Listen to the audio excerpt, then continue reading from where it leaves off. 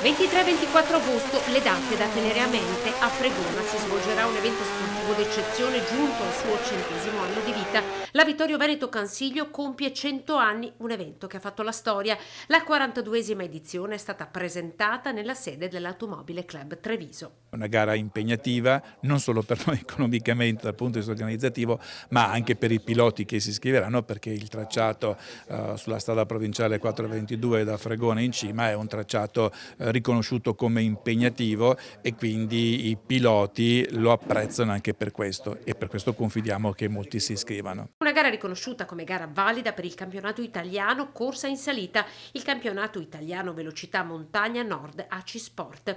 5.930 metri che separano la partenza a Mezzavilla di Fregona dalla linea a Valsenica.